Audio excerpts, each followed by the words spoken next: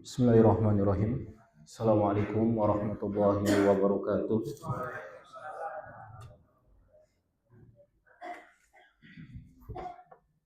Innal hamdalillah nahmaduhu wa nasta'inuhu wa nastaghfiruh wa na'udzu billahi min shururi anfusina wa sayyiati a'malina.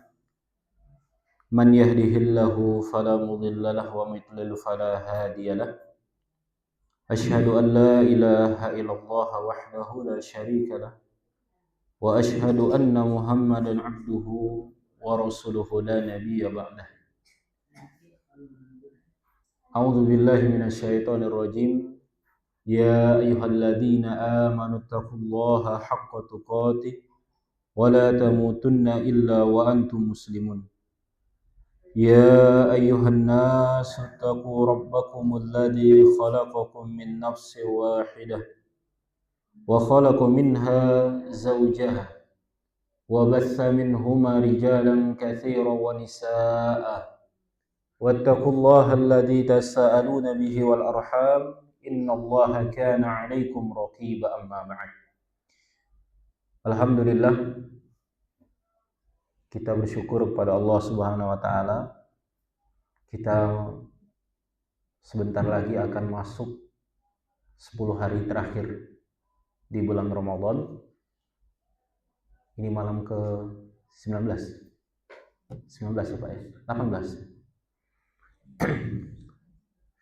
Kenapa kita bilang bersyukur mau dekat 10 hari terakhir bulan Ramadan? Karena di 10 hari terakhir di bulan Ramadan itulah yang Rasulullah SAW mengatakan, taharru lailatul qadri minal ashril awakhir min syahri Ramadan. Usahakanlah cari Lailatul Qadar di 10 hari terakhir di bulan Ramadan. Karena sayangnya Bapak Ibu sekalian, Lailatul Qadar tidak Allah taruh di malam pertama. Kalau malam pertama ramai kita, masalah penuh ya Pak malam pertama ya. Masjid-masjid lagi ramai-ramainya malam pertama. Tapi kata Nabi SAW, Lailatul Qadar itu di 10 malam terakhir di bulan Ramadan. Nah ujiannya di situ Bapak Ibu. Bukannya kita tambah memenuhi masjid, musola tambah ramai di 10 malam terakhir, tetap ramai, tapi ramainya nggak di sini. Ramainya di luar ya. Karena detik-detik mau lebaran ya. Detik-detik mau lebaran. Nah, seharusnya kalau kita tahu kedudukan dari Lailatul Qadar, yang Allah Subhanahu wa taala mengatakan khairum min alfi syahr ya. Bulan itu lebih mulia, lebih utama dari 1000 bulan. Nah, itu Allah takdirkan Lailatul Qadar itu di 10 malam terakhir di bulan Ramadan. Dalam sebuah riwayat disebutkan taharru Lailatul Qadri fil ashr al-awakhir minal witir.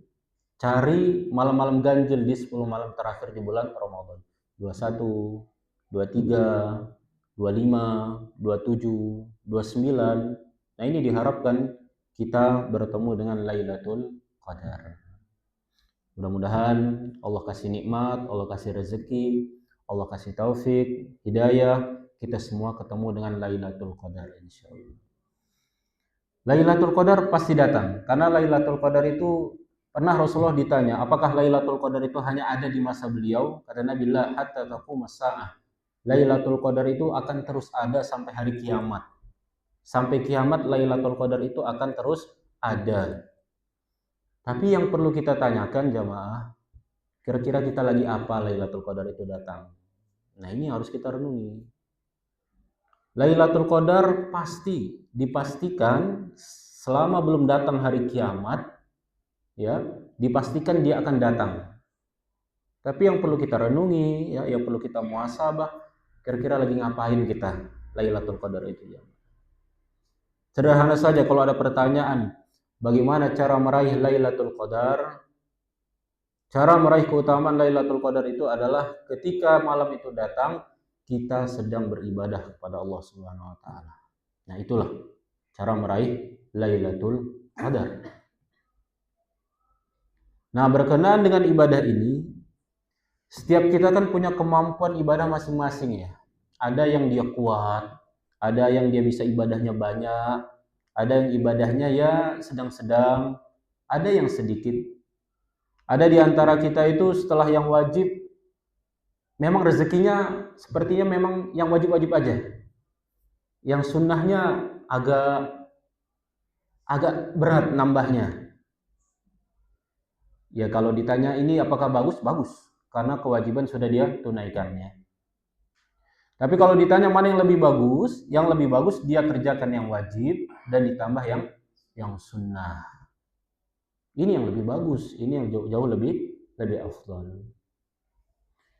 Rasulullah Shallallahu Alaihi Wasallam pernah menyampaikan dalam sebuah hadis riwayat Imam Bukhari, beliau mengatakan, al jannatu aqrabu ila ahadikum min syiraki na'lihi wan naru mislu dzalika.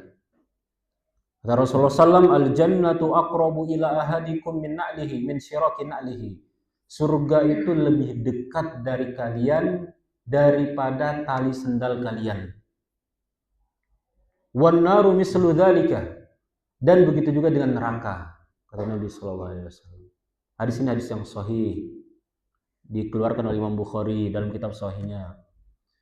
Hadis ini menjelaskan kepada kita semua jamaah rahimani wa rahimakumullah bahwa jarak kita dengan surga itu dekat, sangat dekat. Dalam hadis ini dikatakan lebih dekat dari tali sendal kita. Kita semua paham tali sendal itu yang nempel di kulit kaki kita, dekat banget nempel dengan kulit kaki kita. Tapi kata Nabi, al jannah aqrab, surga itu lebih dekat lagi dibanding kepada kalian. Tapi jangan lupa di ujung hadis Rasulullah mengatakan wan naru mislu dzalika, tetapi begitu juga dengan neraka, sangat dekat dengan kalian. Hadis ini mengajarkan kepada kita semua kaum muslimin wal muslimat bahwa jangan meremehkan segala bentuk ibadah yang memang bisa kita kerjakan. Jangan menganggap sepele suatu ibadah, kebaikan, amal soleh yang memang bisa kita kerjakan. Bisa jadi kita ini masuk surganya bukan dari amalan-amalan yang besar, tapi dari amalan-amalan yang kecil. Bapak Ibu, kita di sini gak ada yang bisa menjamin amalan kita sudah diterima atau belum. Ibadah kita apakah sudah pasti diterima oleh Allah ataukah belum, gak ada yang menjamin. Termasuk yang ngomong ini, Pak. Siapa tahu cuma bisa ngomong aja ini. Cuma pinter ngomong aja. Tapi apakah amalan sudah pasti diterima oleh Allah? Gak ada yang tahu. Gak ada yang menjamin. Tugas kita beramal, beribadah sesuai dengan aturan syariat. Begini ketentuan syariat. Ini syarat wajib, ini syarat sah. Kalau mau sholat, wudu dulu. Iya, Allah yang menentukan terima dan tidak diterimanya sholat. Tapi kalau sudah nggak wudu, udah dipastikan nggak akan diterima. Nah, maksudnya dari hadis yang mulia ini jamaah rahimani wa rahimakumullah, kalau ada peluang di hadapan kita, Allah kasih kesempatan dan diperkirakan kita mampu mengerjakan amal soleh tadi, maka jangan dilewati. Jangan disia-siakan. Bisa apa nih kita? Lagi lewat di jalan, ada ranting, ada duri, ada yang menghalangi jalan, bisa digeser, geser. Bisa dibuang, buang. Ya kamera nggak ada yang nyorot kita emang. Kita juga nggak akan viral kok nyingkirin ranting di pohon di jalan itu. Kita nyingkirin beling di jalan, kita buang ke kotak sampah juga kayaknya nggak ada yang mau muji kita. Nggak ada yang mau nilai kita. Tapi bukan itu yang kita cari jamaah. Maksudnya ini hanya sebagai istilah sampai dalam amalan yang kecil Bapak Ibu. Kalau Allah kasih peluang di hadapan kita, Allah buka ini kesempatan untuk beramal, jangan disia-siakan. Terlebih lagi di bulan Ramadan ini. Ya. Sangat mendukung sekali kita ini untuk beribadah di bulan Ramadan ini.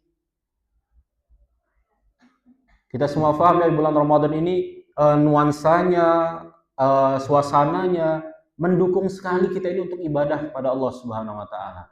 Maka segala kebaikan yang bisa kita kerjakan di bulan Ramadan ini jangan disia-siakan. Coba kita dengar ya, salah satu hadis, amalannya kecil tapi Allah mengampuni dosa-dosanya. Kata Nabi SAW, bainama rajulun yamshi bi tariqin wajada husna syaukin. Ada seseorang yang berjalan melewati suatu jalan. Fawajada husna syaukin, dan dia dapati ada ranting yang berduri. Fa akharahu, maka dia buang ranting yang berduri tadi. Di ujung hadis kata Nabi SAW, fasyakarallahu lahu, Allah berterima kasih dengan orang ini. Allah bersyukur, mengucapkan terima kasih kepada orang ini. Kemudian di ujungnya kata Nabi SAW, faghafara lahu, maka Allah ampuni dosa-dosanya. Ya Allah, ranting duri kecil, Bu. Kita injek aja, kita lindas dengan motor kita aja, apa besarnya ya. Tapi ini mau kita singkirin dengan tangan kita masukin kotak sampah. Tujuannya apa? Supaya nggak ganggu orang yang lewat, nggak ada yang celaka, nggak ada yang terluka. Di situ yang dilihat. Allah bersyukur, Allah berterima kasih, dan Allah ampuni dosa orang yang mengerjakannya, jamaah. Nah, di bulan Ramadan ini kan ibadahnya tentu lebih besar dari hanya sekedar nyingkirin ranting duri. Tarawih itu ibadah yang besar. Kemudian tilawah Al-Quran itu ibadah yang besar. Sedekah itu ibadah yang besar. Berbagi makanan, iftarus shaimin, menyiapkan bukaan untuk orang yang berpuasa, itu ibadah yang besar. Nah, maksud kita ya, mari semangat menjaga ibadah. Istiqomah jadi orang baik. Baik ada yang lihat atau tidak ada yang lihat. Baik ada yang muji atau tidak ada yang muji. Tetap istiqomah jadi orang yang baik. Rasulullah mengatakan, wala tahqiranna minal ma'rufi syai'a, jangan remehkan kebaikan sekecil apapun. Jangan pernah remehkan kebaikan sekecil apapun, walau antal akhaka biwajhin talqin. Meskipun hanya sekedar ketemu saudaramu dengan wajah yang senyum, wajah yang berseri-seri, itu ibadah. Nah, di jamaah rahimani wa rahimullah, sangat rugi kalau Allah kasih kita umur, Allah kasih kita kesehatan, tapi nggak bisa untuk beramal, tapi nggak bisa untuk ibadah. Ingat perkataan Ali radhiyallahu anhu, sahabat yang mulia, al-yauma amalun bila hisabun wa ghadan hisabun bila amalin. Hari ini di dunia adalah waktu untuk beramal dan tidak ada yang namanya hisab. Selagi kita di dunia, maka ini adalah waktu untuk beramal, beribadah sebanyak-banyaknya. Yang besar bisa dilakukan, ambil. Yang kecil bisa kita lakukan, jangan disia-siakan. Boleh jadi dari yang kecil ini, karena kita ikhlas karena Allah Subhanahu wa Ta'ala, Allah mengampuni dosa-dosa kita. Ada kotoran masuk masjid, ada mungkin bungkus permen ya, di sejadah, kita ambil, kita buang. Ini kebaikan kan? Ini kebaikan yang kecil. Maka semua kebaikan yang telah Allah buka peluang buat kita beramal, jangan disia-siakan. Nah, yang kedua, hati-hati. Sebagaimana surga itu dekat dengan kita, surga itu dekat dengan kita. Wan naru mislu dzalika, neraka juga dekat dengan kita. Neraka juga sangat dekat dengan kita. Maka kalau Nabi menceritakan ada seorang wanita yang dia masuk neraka karena hanya seekor kucing. Gara-gara kucing, dia nggak zina, dia nggak membunuh, dia tidak melakukan kesyirikan, dia nggak makan riba. Ini dosa-dosa besar semua nih Bapak Ibu sekalian. Tapi dia masuk neraka gara-gara kucing. Kenapa? Dia ikat, kemudian tidak dia kasih makan, tidak dia kasih minum, dan tidak dia lepas untuk cari makan sendiri. Akhirnya kucing itu mati. Nah, ini kezaliman. Nah, gara-gara perbuatan zalim ini Allah murka, Allah marah. Sehingga dia diancam dengan siksa nerakanya Allah Subhanahu wa Ta'ala. Nah, ini pelajaran buat kita semua ya. Jangan anggap remeh dosa. Alhamdulillah kita nggak pernah membunuh. Tangan kita nggak pernah berurusan dengan darah orang lain. Alhamdulillah. Kita nggak pernah nyuri barang orang lain. Alhamdulillah. Apalagi zina, mabuk-mabukan, judi. Alhamdulillah kita nggak pernah melakukannya. Tapi jangan ngeremehin dosa yang kecil. Salah satunya apa? Menjaga lisan, menjaga lisan, ya, menjaga lisan. Innar rajula la yatakallamu bi kalimatin la ya'lamuha biha yadkhulun nar. Sungguh ada seorang yang dia mengucapkan suatu kalimat yang dia tidak faham dengan kalimat yang dia ucapkan, ternyata dengan kalimat itu menyebabkan dia masuk ke dalam nerakanya Allah. Na'udzubillah. Ya. Jadi kebaikan yang kecil jangan diremehkan, dosa yang kecil juga jangan diremehkan. Ada sebuah kaidah yang mengatakan warubba amalin saghirin tu'azzimu niyyah. Betapa banyak amalan-amalan yang kecil itu bisa menjadi besar dikarenakan niat. Maka kita kerjakan ya kebaikan-kebaikan itu karena Allah Subhanahu wa taala.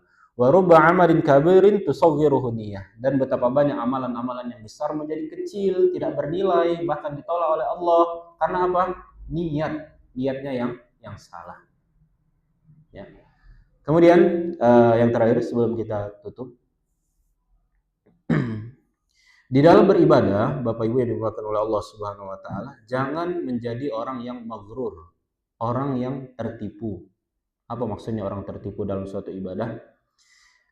Kita harus paham mana yang harus didahulukan, mana yang harus dikerjakan, baru setelah itu bentuk ibadah yang berikutnya. Udah langsung saja kita jelaskan. Dahulukan yang wajib, baru yang sunnah. Ya, kerjakan dulu yang wajib, fokus yang wajib. Wajib beres, tambah yang sunnah. Jangan terbalik, kerjakan yang sunnah, tapi yang wajib berantakan. Tapi yang wajib tidak dilakukan. Tarawih, Masya Allah, tiap malam tarawih. Gak pernah bolong tarawih. Full tarawih 1 bulan penuh. Tapi maghrib enggak, subuh apalagi, zuhur waktunya tidur siang, panas, lapar kan. Tapi malam tarawihnya kenceng. Ini kan terbalik kita bilang. Tarawih itu bagaimanapun hukumnya sunnah. Kita nggak tarawih, ya secara tinjauan fikih nggak berdosa kita, nggak tarawih. Karena hukumnya sunnah. Tapi kalau kita nggak sholat isya, kemudian langsung tarawih, dosa kita meninggalkan sholat wajib. Jadi dalam beribadah, jangan remehkan ibadah yang kecil. Iya, ibadah yang kecil jangan diremehin. Tapi tetap punya fokus, perhatian, kerjakan dulu, tuntaskan dulu ibadah-ibadah yang wajib terlebih dahulu. Atau juga mengerjakan yang wajib, tapi juga meninggalkan kewajiban yang lain. Puasa Ramadan wajib, tapi nggak sholat. Ya. Rajin puasa, kuat nahan lapar, kuat nahan haus, tapi nggak sholat. Ini gimana ini? Sedangkan rukun Islam yang kedua sebelum puasa itu adalah sholat. Awwalu ma yuhasabul abdu yaumal qiyamah as-shalah. Amalan yang pertama kali ditanya oleh Allah nanti di hari kiamat adalah sholat, bukan puasa Ramadan, Bapak Ibu, bukan puasa Ramadan. Yang ditanya pertama kali oleh Allah Subhanahu wa taala adalah sholat. Kalau sholatnya bagus, ibadah yang lain bagus. Tapi kalau sholatnya rusak, maka ibadah yang lain juga ikut rusak. Ya. Nabi SAW mengatakan salatani sakilatani alal munafikin, salatul isya wa salatul fajri. Ada 2 salat yang begitu berat dikerjakan oleh orang munafik. Ya.